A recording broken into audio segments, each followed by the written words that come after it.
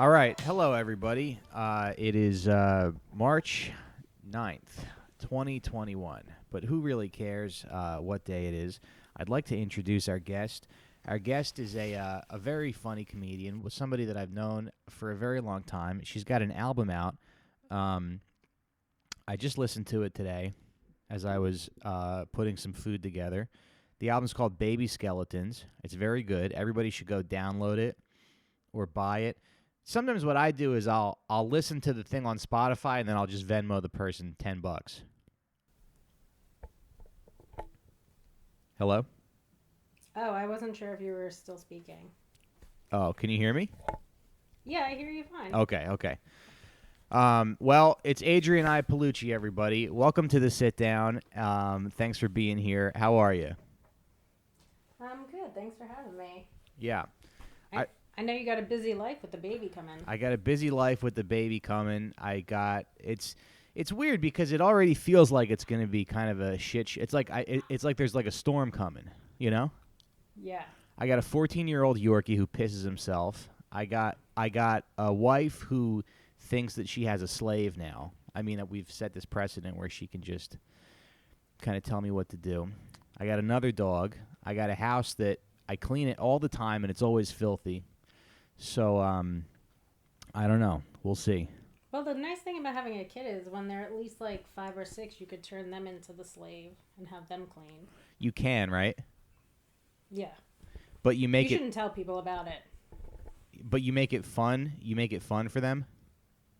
Or you make it seem like it was their idea to clean. Right. They love it.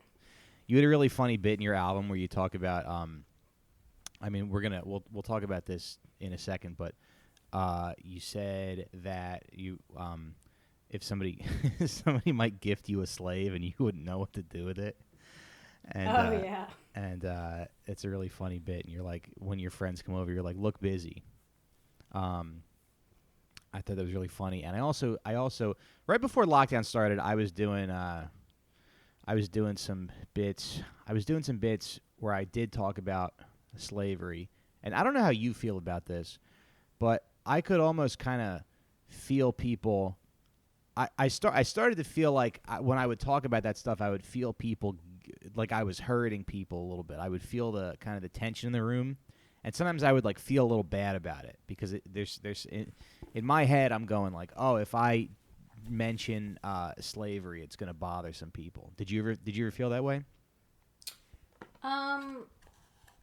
I mean, the only people that usually get upset about that is white people. And then I would just say to them if they were offended that their families had a lot of slaves. Yeah, right. And that seemed to make everyone feel more comfortable.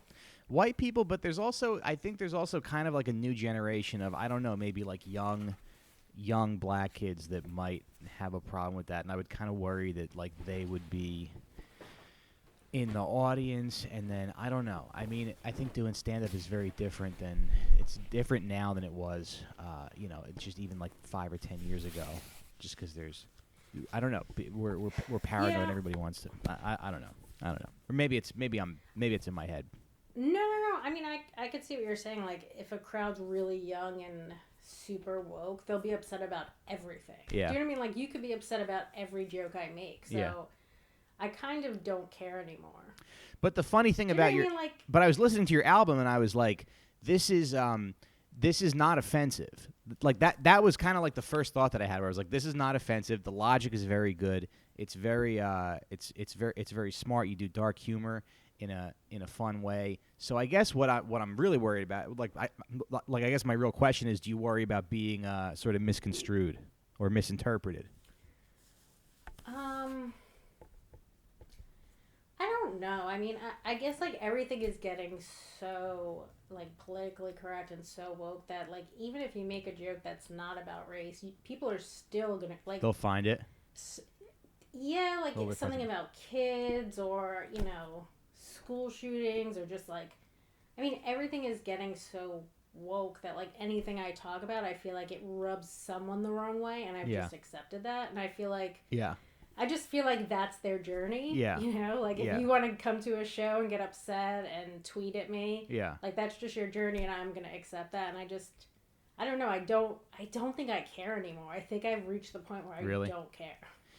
Yeah. Yeah, like I'm doing comedy 17 years. Like I've just never gotten to that next level yet, and I just don't care. I think people are like, "How come you've never gotten canceled?" I'm like, "Because I'm not really successful." People ask me that question too. It's like, what do you what are they going to take away from me? You know? Right. I live in the Bronx. Yeah. In an apartment. Right. Do you know what I mean? Like what? Yeah. I'm already living like a canceled person. Right. It's like, do you know what I mean? Like, this is how somebody who would live if they were canceled. Yeah. Yeah, the press would be kind of nice. I guess. Maybe it would help me. Publicity or whatever. Yeah. But I just think there are people that are always looking to be upset. So if you're looking to be upset, you'll definitely be upset by my comedy. And it's probably, not for you. And I don't know. It's just like... But it's silly. But anybody getting upset by those jokes, that would be silly because the jokes are funny. You have a point of view. You can you can defend the logic of all the jokes. So, I guess. And at the end of the day, it's like absurd. These are jokes. Like I think that's it's really like lost. Yeah. Do you know what I mean? Like I'm not a teacher. I'm not up there teaching. Yeah. You know what I mean? Like if you're taking any of this seriously, like you're kind of dumb. Right. I know. I'm not like a philosopher. I'm just telling jokes. I'm getting paid $25. But have you ever done a show where you like really truly? I mean, obviously, because some of those there were some jokes on there where I was like, oh, I could see somebody getting upset. But I've done shows. I've done big shows in like theaters where somebody is visibly upset and they yell something and it like throws me off and I feel like shake like. I'm not a sociopath. Like it's gonna affect me a little bit being yelled at in a room full of people when I'm not expecting it, you know? I mean, if I was Mussolini, it would be a different story. I'd be like, yeah, fuck you. I'm the president. But yeah, and then you would just have them killed. I would just have them killed. Right. So it's actually harder to be a comedian than to be a dictator. You don't have the power to have them killed. Yeah. But I was doing a college show one time and I have this bit where I'm like college shows are just like not the place for any open ideas. Like they think they're so open and liberal, and they're not. Yeah, I know, but sometimes they're like. But then you do those shows, and then you talk to the kids after the show, and 80% of them are cool, and they're like, "Oh, thanks for coming," and like we like comedy. Yes. But I did a show, so I have this bit, and I kind of want to tell you what the bit is. I'm like, well, I think maybe I should stop eating meat because it seems like the smarter the animal is, the tastier it is. Like it goes fish, turkey, cows, and then pigs are like the smartest animal. So imagine how delicious like a Chinese boy is. And this kid goes, "Get off the stage!" Like he yells, "Get off the stage!" To the point where everybody heard it, and I wasn't expecting it. And I didn't know what to do. It kind of came out of nowhere, And a similar thing happened at this theater show in Virginia, and the host was And the host was this black guy who gave me a pep talk afterwards, like as if it was my first year in comedy. He's like, "Listen, man, if you want to be doing this," he's like, "you got to say fuck these people, fuck their feelings. You got to get out there and say what you got to say." And I've been doing comedy, I think maybe 12 years, at that point. But does that ever happen to you? Do you ever have something where it like completely? I mean, have you ever been thrown like that? I've had people get upset by shows. I did a show at the Cellar a couple of years ago. Somebody was upset by a school shooting joke, and they got asked to leave. They disrupted the whole show. They got asked to leave. Yeah.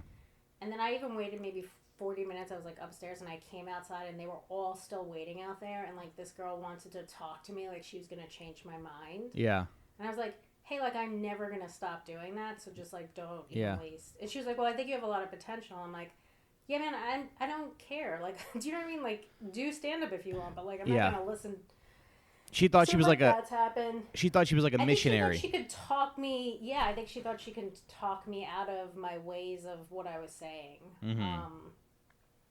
And then I had a show. I was probably doing stand up. Let's see, 8 years or something, or 7 years. Uh-huh. And it was the most money I ever got. Well, it was the most money I ever got paid for a gig. Yeah. And I got booked to do this Heinz Convention Center. It was I drove up there during Hurricane Sandy. I was the only person on the highway. Mm-hmm. And it was for We've all been there. I mean yeah. It was. They cancel everything except comedy shows when there's like extreme snow or weather or whatever. Yeah. During the hurricane, they were like, "Hey, are you still coming up here?" And I was like, "Yeah." And I was driving in like a Honda Civic, just swerving all over the highway. That's so funny. Yeah. And it was at the Heinz Convention Center. It was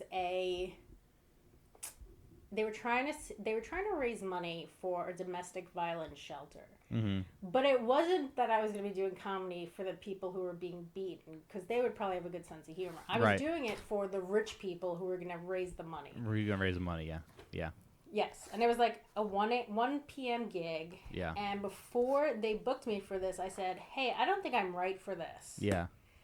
And I talked to them about a week before the gig, and I was like, "Hey, I'm just really curious why you guys reached out to me. I don't really think I'm right for this show." And she was like, "Well, we really like your honesty, and we follow you on Twitter, and I don't know, whatever other bullshit she said." And I was like, "All right, well, is there any like stuff I shouldn't talk about?" She was like, "Just don't do anything about politics." And I was like, "Okay, well, I don't really even know what's going on politically." Yeah. So I went and did the show, and like before me, it's like people in like kind of dress suits, like old ladies kind of, and I'm like, this is gonna go terrible. Yeah. There's no other comics. They're like, they go on before me, they're probably talking about someone that got beat, and then they just bring me up. I mean, it's just a cavalcade of awfulness. So I'm supposed to do a half hour. 8 minutes in, I just see they light me. I was like, this doesn't seem like I've been up here this long. But now I see people in the audience are like freaking out. During like, people are like going to find other people in charge to like try and get me off stage. Yeah. They're trying to find a manager. They're trying to find a manager. It was a lot of people who looked frazzled. You know what I mean? Like, they were very upset that this was happening. Yeah. And they were upset by some of the jokes. I don't even remember the ones I was telling at that time. But then I moved on to some other stuff, and they kind of, like, were into it a bit. And I got lit again. And it was, like, 18 minutes. So I get off stage, and somebody goes up after me, and they're like, "We just want to let you know we do not condone. These are not our ideas." And then, like, I got attacked by everybody. Yeah. Everyone was like, "You fucking ruined this for us. We don't know if we're going to get money." I mean, I was attacked by so many people at once that I just started crying. I was like, I don't even know what to do right now. I was like attacked by everybody. That's how I felt too. That both those times on stage, I was like I started to, not that I was going to cry, but I definitely felt something in I definitely felt something. Like, I felt like it like shook me, because it's tough to make that many people mad at you when you're not because you're like, I'm here to make you smile and laugh. Yes, and I also was like, I don't think I'm right for this. Yeah. Like, I said that to them. I was like, I don't think I'm right for this corporate gig. Yeah. Yeah. And then just like to have everyone blame you, and they're like, we're not gonna make any money off this. This is gonna be your fault. Yeah. Like, the Boston Herald wrote like a scathing article about me, and it's funny because I found it. Yeah. And they were like, do you remember what jokes you might have did that made them upset? So I found, and they were like, there were jokes about Puerto Ricans and the morning after pill, and I think maybe one of those slavery jokes. Who knows? Yeah. I don't. This is like 8 years ago or something. Yeah. And it was just funny because they were like, these jokes might have been appropriate in a nightclub, but these were expensive. They said something like, these were fancy ladies in expensive shoes. Expensive shoes. Funny. Yeah, these were fancy ladies in expensive shoes or something. Like, it just was not, like, appropriate. And they're like, we don't even know if we're going to pay her. But they did. They had a contract. They had to pay me. Yeah, good. Well, but then there's something about, like, sometimes you'll get advice from other comics, and, like, other comics will be like, if you just cleaned up your act a little bit, you could do these corporate gigs. Like, I've heard that a few times from a few different comics. And I'm not trying to be like, oh, yeah, I'm just too fucking raw and edgy. But it's just like, I don't know how to be anything else, Like, I don't know how to... I've been doing pedophile jokes. If you look at my jokes, I'm not cursing in most of them. It's not dirty, but it's very dark. So that's why I'm saying, like, clean it up. It's not really... You know what I mean? It's like, no, the content's just too dark for a corporate gig. Yeah. Or, like, whatever they deem. Like, I rarely ever do schools, like, colleges. Like, yeah.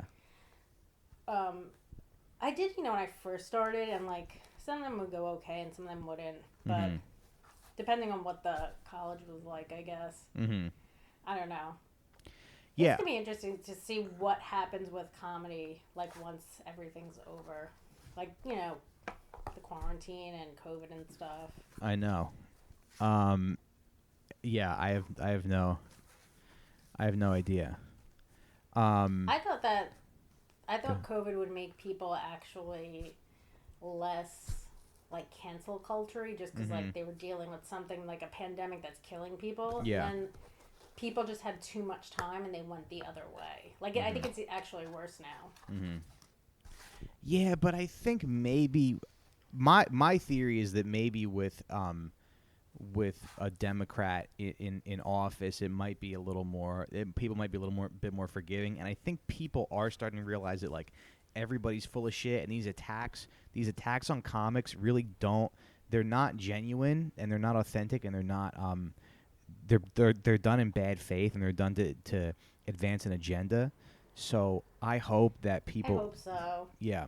Like, I hoped that things would change. That's me being optimistic, though. I don't know. Well, I mean, I think a lot of people thought that. Like, I was pitching a show with Sarah, and it's, like, based on my 2 female cop joke. Yeah. And we were all, like, praying that Biden gets in because we were like, maybe things will calm down because everything was so, over the top the other way. Yeah. And you're just like, I don't know. I hope so. Yeah. Yeah. I don't know. It was funny that. Do you remember that guy Brian Yang? Yes. He was like going after comedians, and then he got canceled because somebody. What did he get canceled for? He was like going after comics, like he went after Shane Gillis a lot, and then he started like attacking. He was very vocal about Kat Cohen, and then he tried to throw Megan Amram under the bus. He was like, "Oh, me and her were friends," and he dug up some old tweets of hers.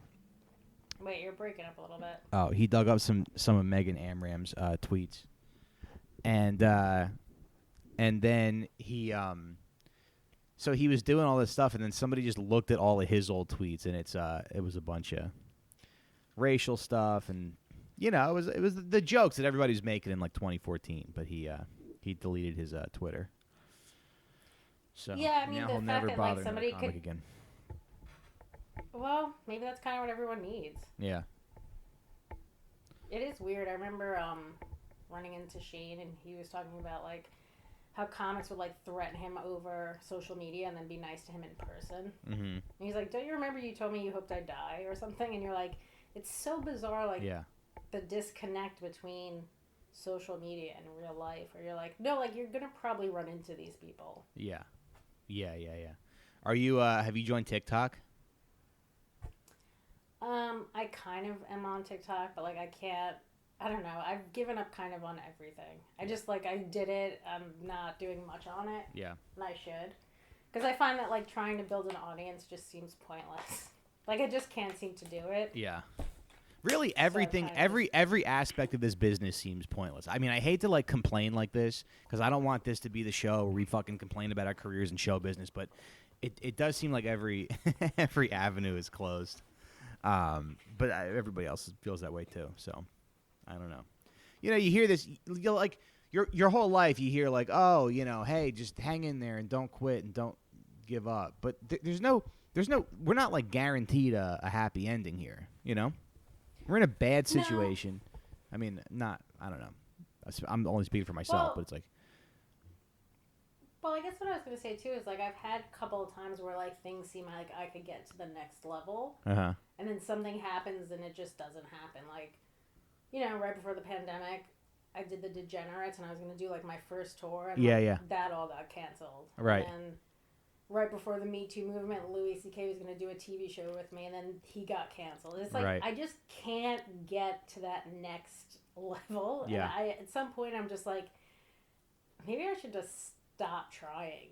Like, I don't know. It's kind of infuriating after a while. And I know, like, everyone's in the pandemic. Yeah. How's your pandemic going? Have you realized anything? Have you learned any new hobbies? Have anything good happen? Any big changes? You're still in the Bronx? I went through. I'm still in the Bronx. I don't know. I went through a couple of different stages of the pandemic. Like the first was like freaking out, trying to get a bunch of cleaning stuff. Mm-hmm. And then what happened? Then I think I fixed up my apartment. Like I just redid stuff in it. Yeah. Then I was like I got a puppy for Christmas, so it was like that phase. Nice. I just have gone through different phases of the pandemic. Nice. And like watched so much garbage TV. Yeah. What did you watch? I rewatched Bloodline, The Affair, Ozark. Bloodline's a Netflix show that takes place in Key West. Yeah, it's really good. It's good. I watched the first episode, but it was like an hour long, and I never kept watching it. I mean, I really liked it. It was one of those shows that I watched again with my boyfriend. So, like, I don't know, maybe try it again. But, like, you have so much stuff that's going to happen with the kid. You're not going to really have time. I know. Do you think you'll become, like, the dad comic and just talk all about your kid? I have no idea. I mean, I guess I hope so. Because it's... just having something else to talk about would be nice, but I don't know. Because a lot of comics have kids and they're already successful. And I'm having mine. I don't know. I guess I'll put them on TikTok eventually. You're gonna put your kid on like their face on social media right away? I think I'm gonna put his face on social media right away. Yeah. Yeah, because it's like if you don't do it for 8 years and then you do it when they're 9, it's like you could have done it the whole time. Yeah, it's creepy when people have a baby and they blur out the kid's face, or they post pictures of their kids and they cut the face off. To me, that's creepier than putting your kid online. I mean, I wonder if people are just worried their kids are going to get kidnapped. Mm-hmm. I don't know. Yeah. Yeah, maybe. Have you done stand-up since lockdown?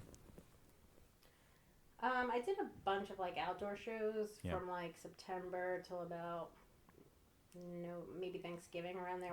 Then when everyone started getting sick again. Mm-hmm. And it wasn't actually like outdoor shows. Some of them were really fun. I mean, there was like one show I did that was in Jersey City, I think, or somewhere in Jersey, and it was like I got $60, and then like I had like a terrible set, and then when I came home, there was so much traffic that I had to keep rerouting, and I hit every bridge. Oh, like, really? In every borough. Yeah, I went over the George Washington Bridge, then I went over like the Manhattan Bridge, somewhere in Queens, and then the Bronx. I just remember driving home on that show and being like, why would you do this for $60 when you've lost all of it clearly untold? Yeah. And I remember seeing a sign that was like, God has the answer for you. You know, like you see those billboards, and I was like, actually gonna call. Were you? I was just like, so I was contemplating being like, well, maybe this is a sign. Yeah. It's clearly an actual sign, and maybe it's a sign that I shouldn't be doing stand-up. You converting to Islam would be very funny. If you just started living a very disciplined life, you stopped eating pork, you stopped showing your face, you're just doing stand-up in a hijab. What would I do though? You'd be like. I think it was like a regular God though. It wasn't that one. Yeah.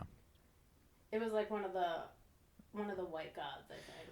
I know, but you finding a religion, you finding Islam, I think would be a very funny ending to your story. It would be funny. I had a joke about becoming a Muslim. Yeah. Because I wanted to change it up or something. I forget how the joke even went. That's the other thing. I haven't written any of my jokes down, so I don't remember most of them. I don't either. I'm trying to bring them back, and I don't know. Yeah, it's weird. You spent all this time wanting society to reopen, and now that it might be opening back up, you're just it's just like you want to enjoy the time that you have left.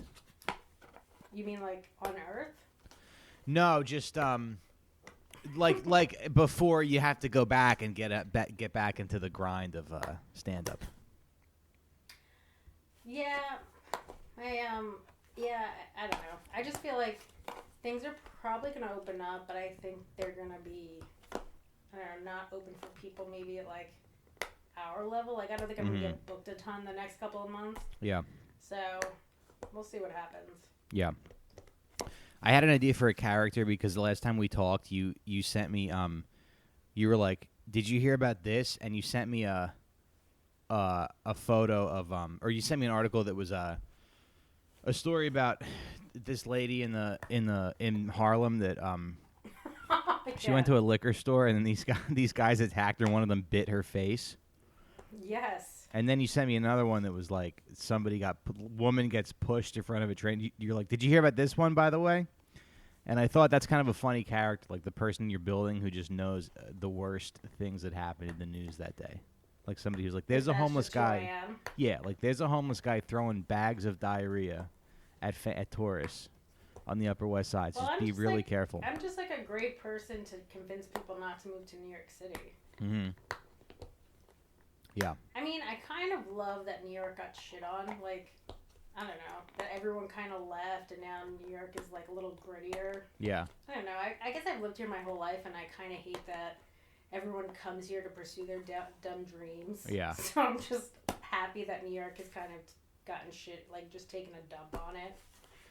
Yeah. I was just hoping that like the economy would tank and you could get an apartment for like, you know, $1,000 or $1,500. That was like awesome. I know, because rents came down, but really not like that much. It's not a lot. It's disappointing how little they actually came down.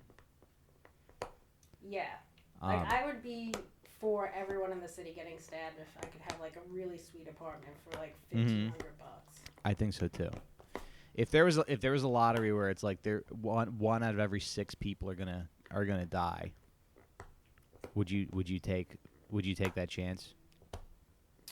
1 out of 6 people are gonna die. Yes, you have a 1 in 6. Yeah, you have a 1 in 6 chance of passing away. I think I would do it. I mean, but you got a lower population. Yeah, I think I would do it. I remember when Tracy Morgan got into that Walmart accident and like. You know, that one guy that died tragically.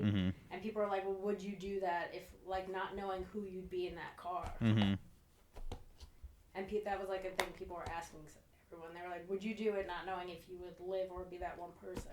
Yeah. I would be the Artie Fuqua in that car, I think. But that's the thing. You have no way of knowing who you are in that. Yeah. You could be Tracy. You could be Harris that, like, barely got hurt. Yeah. Do you ever see yourself getting out of New York? The problem is I was like born and raised here, so where am I going to live? Yeah. Do you know what I mean? Like, I don't even have family to go visit. Do you know what I mean? Like, my mom lives 5 minutes from me. Yeah. So it's not like I can go. I mean, if I was going to leave, I would have to leave and just start over in a new place and not know anyone. Right. And if I wasn't doing stand-up, I would be fine with doing that. Yeah. I don't mind it here, but there's a thing where like when I'm home alone and my wife's in the house, it's still, I mean, it just still feels a little bit like you just want to tell her to like go away, you know? You just want because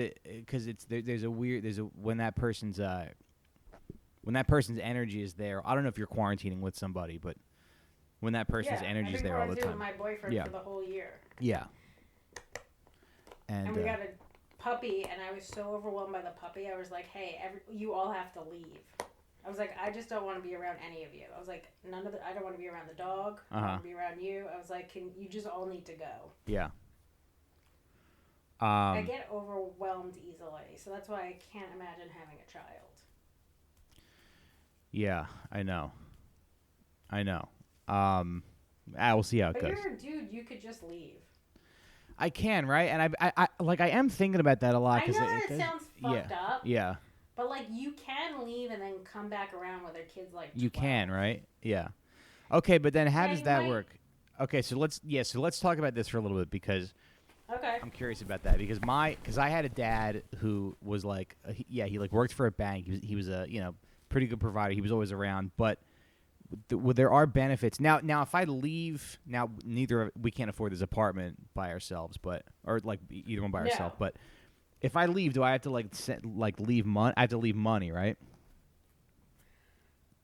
If it gets, I think you're gonna have to pay child support. but you could just totally leave and not have anyone. Like, it's so hard with social media and doing comedy. Like, she could just show up to one of your shows. Yeah. Right. But, like, you could just leave and come back. Uh-huh. Do you know what I mean? Get, like, a drug addiction or something right. for, like, 12 years. Right.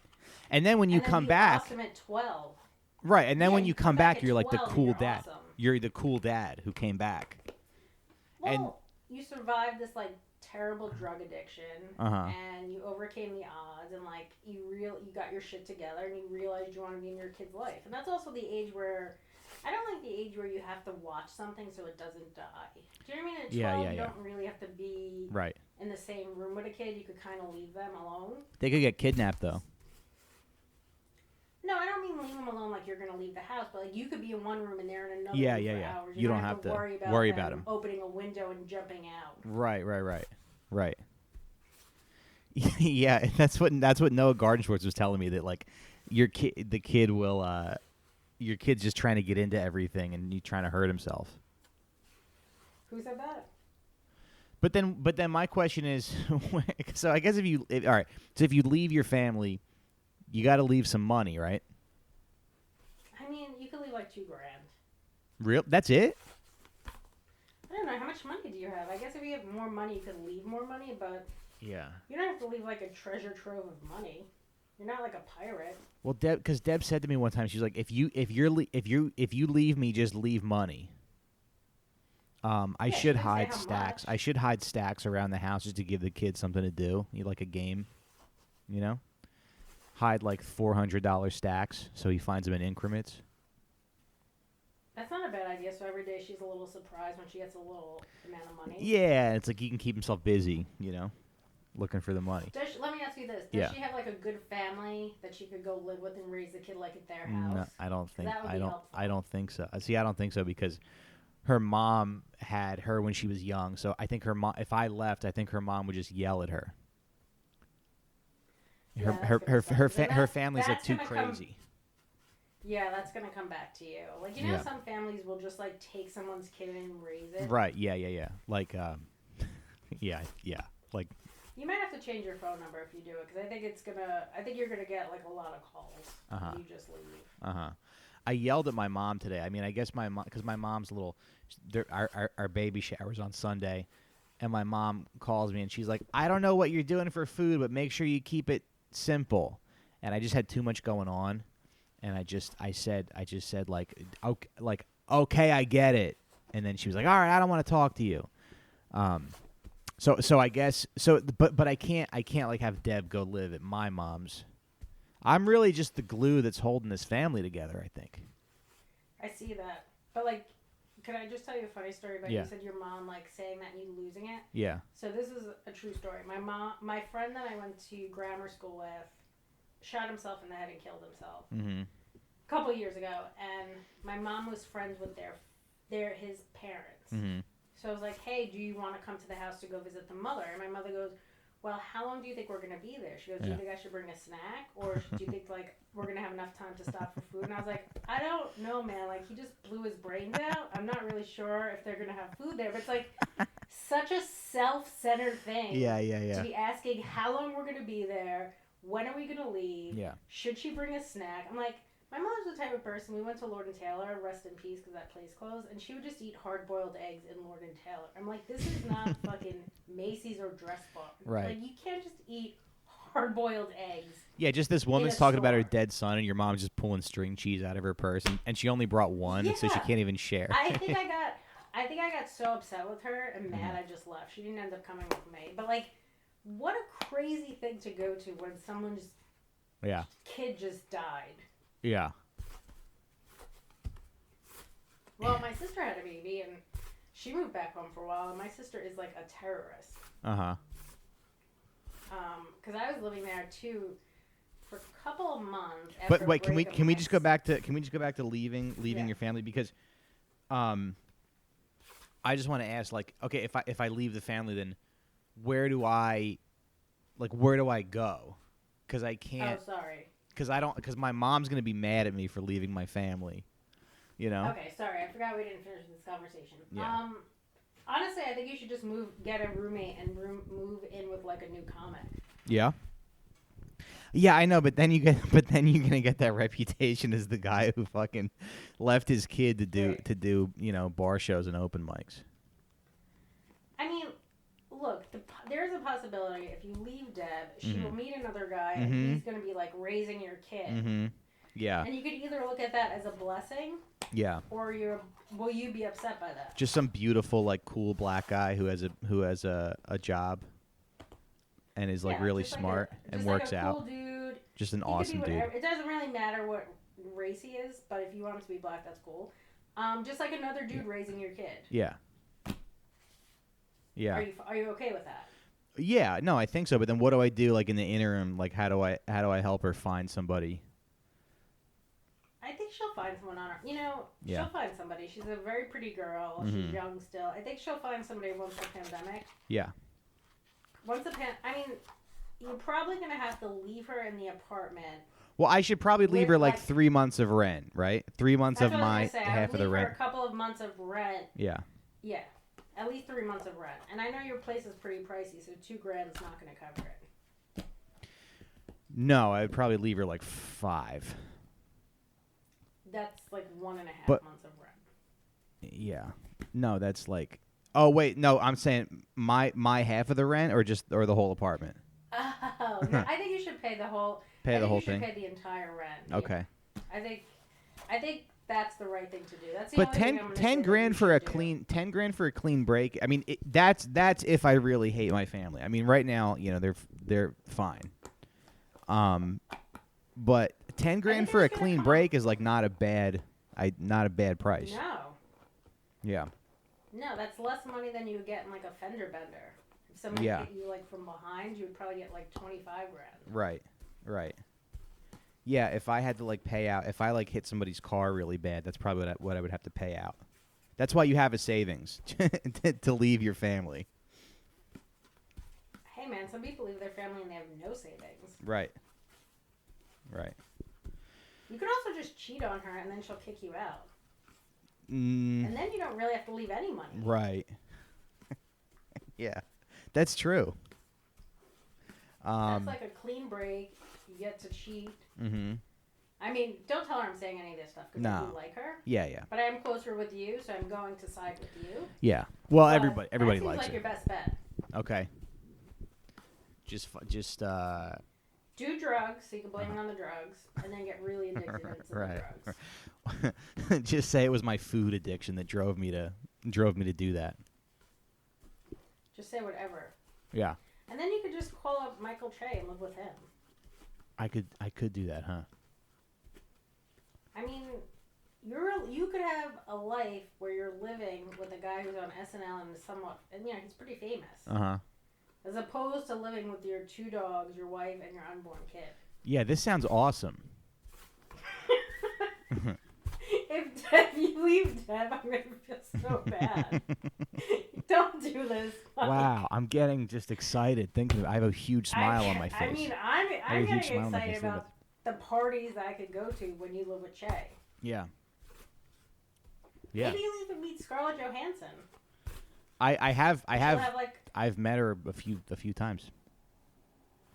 See? That's how you start getting up with the rich people. Yeah. That's how your career will blow up. Forget about writing jokes. Right. I could just be their handyman or something. I mean, what I should do. Here's what I should do. I'll get a van and I'll call Colin Jost and I'll be like, I'm not asking you to live in your house, but can I park the van outside? Can I park the van that I'm living in? You could just park your van anywhere. No, but I want to park it. But I want to park it outside his house. But I'll ask permission because it's like classy, and I'll park the van outside his house, and then paparazzi will photograph my van, and it'll say like Mike's TV mounting or whatever. I don't know. I think you should live with Che. You think Che would be better? Yeah. Yeah. He's all right. Black. It's cooler. He's single. Yeah. You don't want to get involved in Colin and Scarlett's bullshit. Yeah. You don't want to leave your own family and then go move in with another family. It's just so funny how little you need as a guy because that happened to me one time. I was moving somewhere, and I had all my stuff in a moving truck, and I just had a little bit of space because I didn't have that much stuff, and I helped somebody else move. So I had I unloaded that truck, and I had everything in the truck that I needed.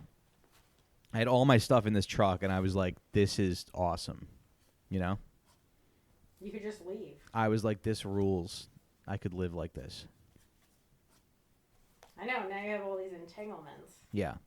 But it's funny because you think about that all the time. Like, you think about, like, you know, being in a relationship, and you think about being single, and you think about, like, oh, I miss, you know, like, you miss your freedom, I guess, sometimes. But you forget all the stuff that you have being with somebody. You take for granted all the stuff, all the privilege that you have, all the, like, the respect that you have being with someone.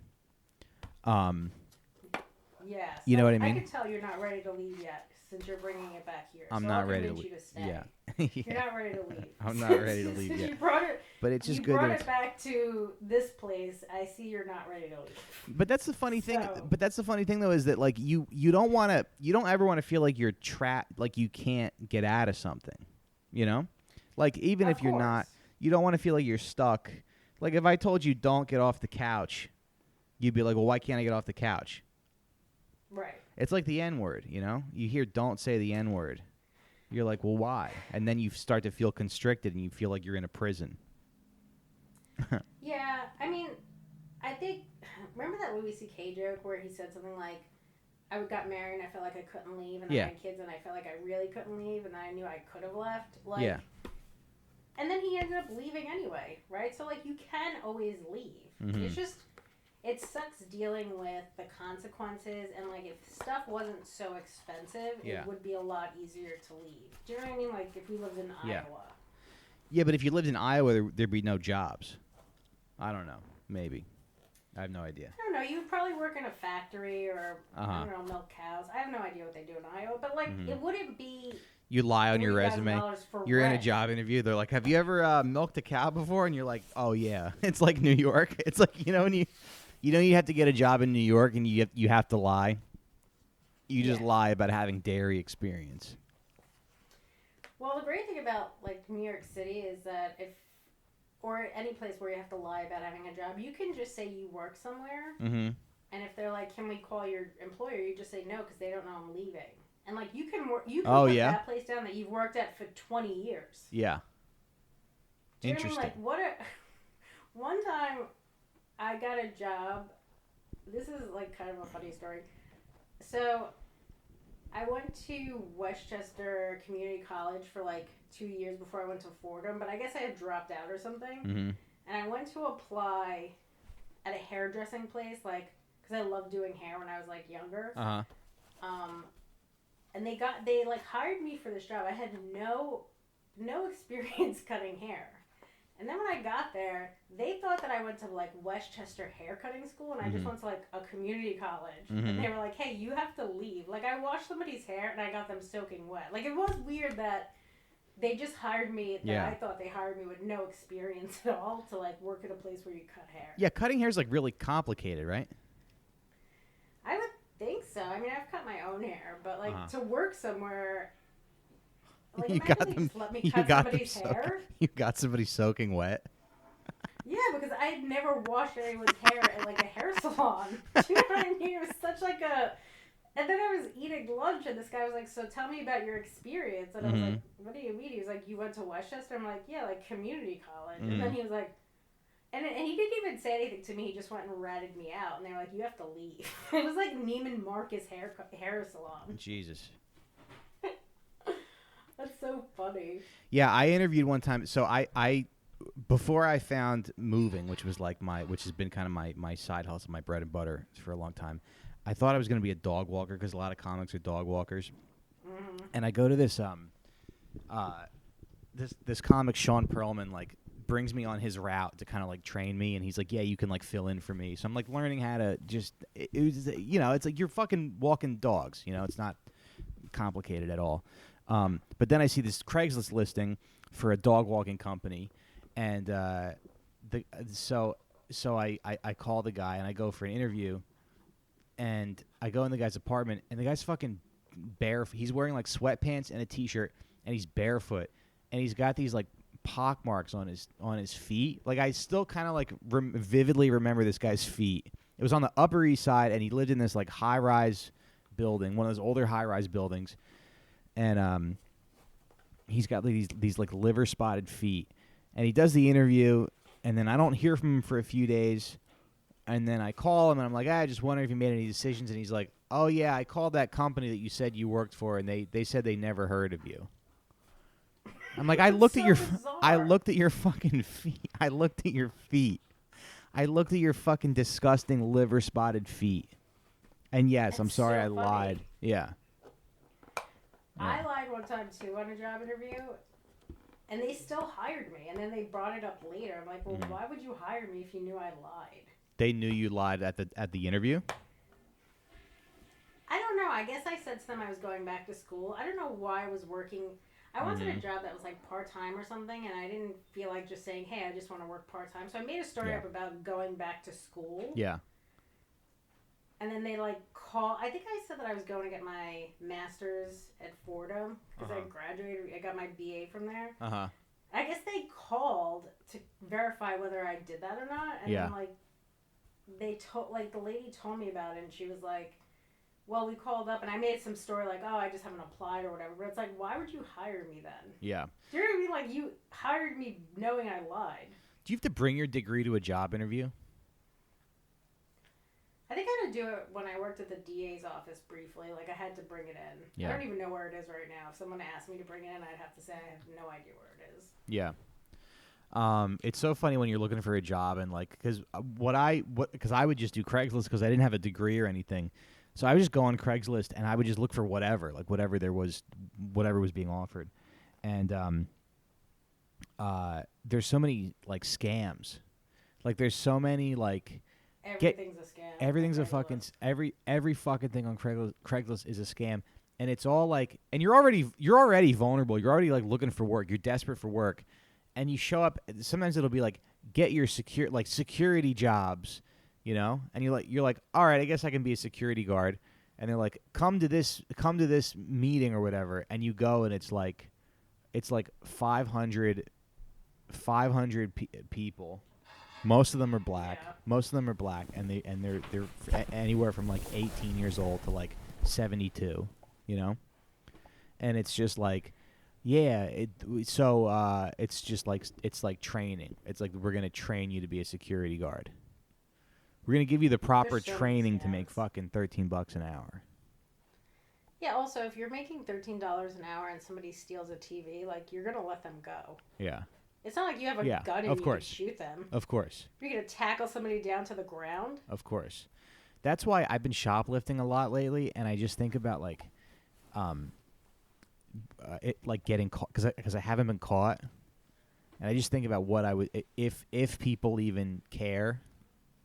I don't know. I don't think they do. It depends. I think it depends where you're at. Yeah. You could probably steal baby clothes because they're small. Yeah, but the fuck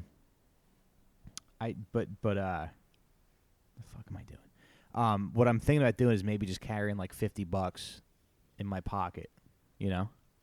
And just if somebody stops me, just being like, I'm sorry, that's for you, and seeing if that works. Well, that's what I remember I'd go into CVS and they would have nobody working like at the front or anything, and I'd just be like, hey, you guys are just begging me to steal. Yeah. There's nobody here. Yeah. No, that's what happened at a baby store this weekend. They there was somebody at the thing, and it didn't look like anybody was working, and I made a dash for the door. Now, have you ever told somebody that you've been stealing stuff and then they're like, that's going to come back into karma? Are you worried about that? Do you believe in that? Do you think that's real? Is it bullshit? Yeah, I think about that a lot. I mean, I don't. Every time I every time I do steal, I do feel bad about it. Like I feel like, oh, I shouldn't have done that. That's good. I feel like that's like, at least you're still human. But then like you do feel bad about it, but like not bad enough to stop. But this country's so fucked up, and they lied to us about these stimulus checks and all this other, and it's like there's. Oh, I'm not saying I'm against stealing. I don't care. No, I'm just saying like I used to feel bad about it, but now I don't feel bad about it anymore just because everything's so fucked up. Like, there hasn't been a minimum wage increase in, 12 years, and they lied about the stimulus checks, so I just don't really... I just feel like we live in a very rotten country that doesn't give a fuck about people. Yeah, I feel like a good rule of thumb is, like, don't steal from, like, a mom-and-pop shop. Yeah, of course, like, of course. A big store, who cares? Target, do, like, the self-checkout where you only do, like, 2 at, like, every third thing or something. You don't even have to ring everything up. Mm-hmm. Yeah, they must know people are doing...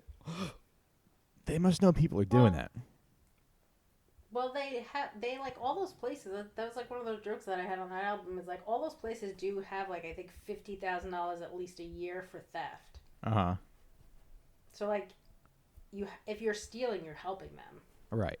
It's in their budget. So you could look at it like that. Right. Right.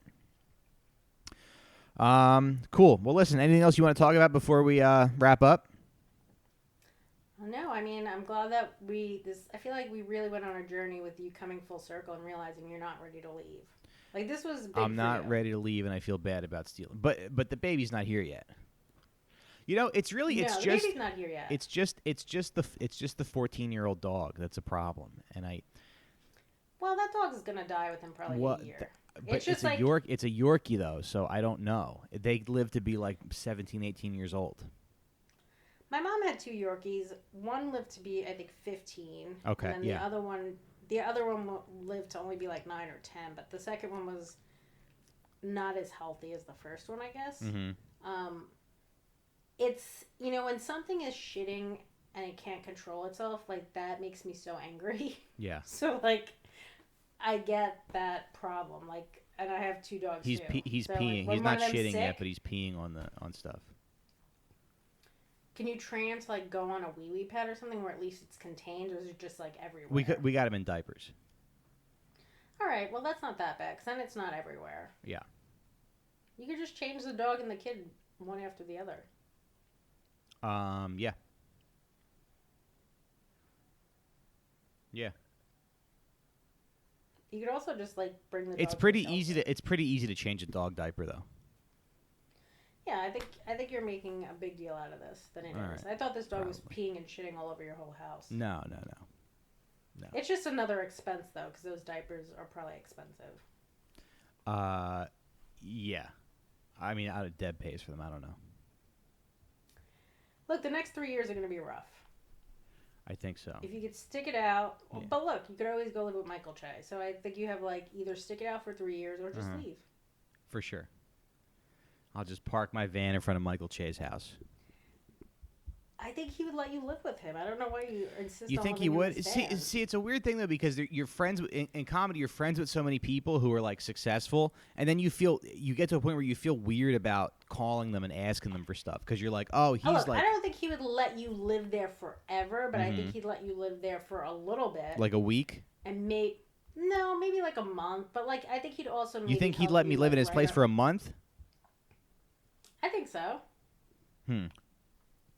Maybe I'm overestimating your friendship. I thought you guys were pretty tight. You were all right. Call him up and ask him. Say, look. Yeah. Adrienne said she thinks she would let me live with you for a month. Yeah. Okay. I'm just curious now. Okay.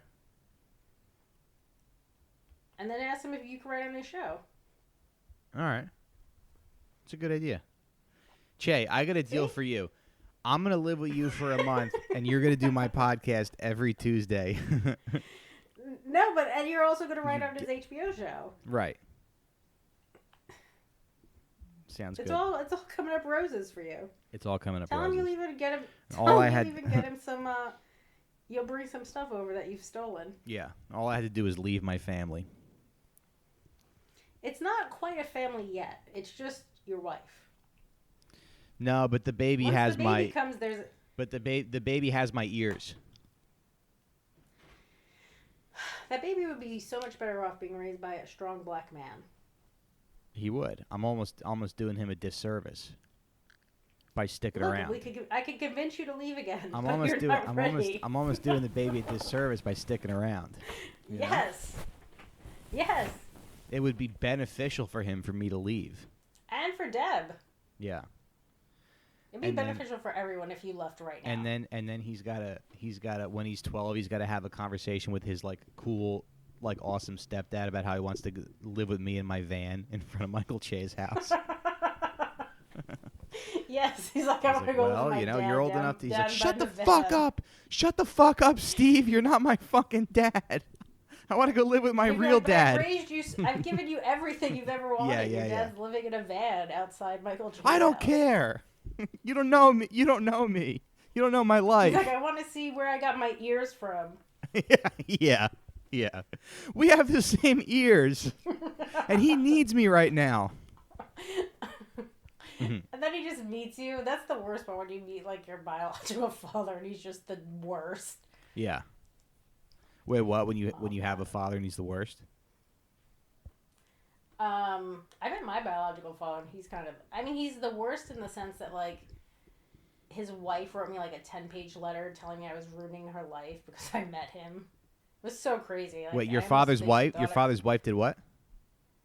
My biological father's wife wrote me a letter saying I was basically ruining everyone's life because I wanted to like be in his life. Yeah.